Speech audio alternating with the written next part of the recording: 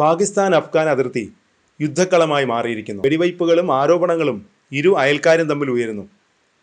കഴിഞ്ഞ വാരാന്ത്യത്തിൽ അതിർത്തിയിൽ വെടിവെച്ചുകൾ മുഴങ്ങി. 2021 താലിബാൻ അഫ്ഗാനിസ്ഥാൻ പിടിച്ചടക്കിയ ശേഷമുള്ള ഏറ്റവും വലിയ സൈനിക ഏറ്റുമുട്ടലായിരുന്നു ഇത്. ഇരുപക്ഷവും വിജയം അവകാശപ്പെടുന്നു. പക്ഷേ അവരുടെ കണക്കുകൾ പരസ്പര വിരുദ്ധമാണ്. പാകിസ്ഥാൻ പറയുന്നത് 200-ലധികം താലിബാൻ പോരാളികളെ വധിച്ചു എന്നാണ്. താലിബാൻ പറയുന്നത് 58 പാക് സൈനികരെ കൊന്നുവെന്നാണ്. ഈ കണക്കുകൾ ആർക്കും സ്ഥിരീകരിക്കാനായിട്ടില്ല. പക്ഷെ ഒരു കാര്യം വ്യക്തമാണ്, നിരവധി ജീവനുകൾ നഷ്ടപ്പെട്ടു. സംഘർഷം ആകാശത്തോളം ഉയർന്നിരിക്കുന്നു. ഈ സംഘർഷത്തിൻ്റെ സമയം യാദൃശ്ചികമല്ല. യുദ്ധം പൊട്ടിപ്പുറപ്പെട്ടപ്പോൾ അഫ്ഗാനിസ്ഥാൻ്റെ വിദേശകാര്യമന്ത്രി അമീർ ഖാൻ മുത്താഖി ന്യൂഡൽഹിയിലായിരുന്നു. ഈ സന്ദർശനം പാകിസ്ഥാനെ ചൊടിപ്പിച്ചു. ആളിക്കത്തുന്ന തീയിൽ എണ്ണ കോരിയൊഴിച്ച പോലെ. എങ്ങനെയാണ് ഇതെല്ലാം തുടങ്ങിയത്? വെള്ളിയാഴ്ച രാത്രി വൈകി അഫ്ഗാനിസ്ഥാനിലെ പങ്തിക പ്രവിശ്യയിൽ പാകിസ്ഥാൻ വ്യോമാക്രമണം നടത്തിയതായും തിരക്കേറിയ ഒരു മാർക്കറ്റിനെ ആക്രമിച്ചതായും കാബൂളിൻ്റെ വ്യോമാതിർത്തിക്ക് മുകളിലൂടെ വിമാനങ്ങൾ പറത്തിയതായും താലിബാൻ ആരോപിച്ചു. ഈ അവകാശവാദങ്ങൾ പാകിസ്ഥാൻ നിഷേധിച്ചു. തീവ്രവാദികളുടെ ഒളിത്താവളങ്ങൾ ലക്ഷ്യമിട്ടാണ് ആക്രമണമെന്ന് അവകാശപ്പെട്ടു. ശനിയാഴ്ച രാത്രിയോടെ താലിബാൻ തിരിച്ചടിച്ചു. അവർ അതിർത്തി കടന്ന് പാക് സൈനിക താവളങ്ങൾ ആക്രമിച്ചു. 200 പാക് താവളങ്ങൾ പിടിച്ചെടുത്തുവെന്നും തങ്ങളുടെ 9 പോരാളികൾ മാത്രമാണ് മരിച്ചതെന്നും താലിബാൻ അവകാശപ്പെട്ടു. എന്നാൽ പാകിസ്ഥാൻ മറ്റൊരു കണക്ക് പറഞ്ഞു. 23 സൈനികർ മാത്രം മരിച്ചുവെന്നും 200-ലധികം താലിബാൻ പോരാളികളെ വധിച്ചുവെന്നും 21 അഫ്ഗാൻ താവളങ്ങൾ താൽക്കാലികമായി പിടിച്ചെടുത്തുവെന്നും പരസ്പര വിരുദ്ധമായ റിപ്പോർട്ടുകളിൽ സത്യം എന്താണെന്ന് ആർക്കും വ്യക്തമല്ല. ഞായറാഴ്ച രാവിലെ കാബൂൾ തങ്ങളുടെ നിലപാട് ഔദ്യോഗികമായി പ്രഖ്യാപിച്ചു.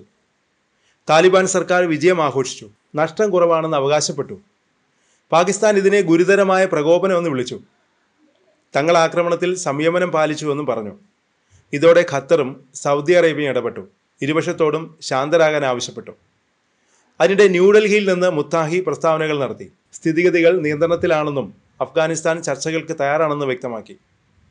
ഇരു രാജ്യങ്ങളും പൗരന്മാരുടെ ജീവൻ നഷ്ടപ്പെടുത്താൻ ആഗ്രഹിക്കുന്നില്ലെന്നാണ് പറയുന്നത്. പക്ഷേ ഈ ബന്ധത്തിനേറ്റ മുറിവ് എളുപ്പം ഉണങ്ങില്ല. ഈ ഏറ്റുമുട്ടൽ പാകിസ്ഥാൻ അഫ്ഗാൻ ബന്ധത്തിലെ പുതിയ തകർച്ചയാണ്. മാസങ്ങളായി ഈ ബന്ധം തകർന്നുകൊണ്ടിരിക്കുകയാണ്.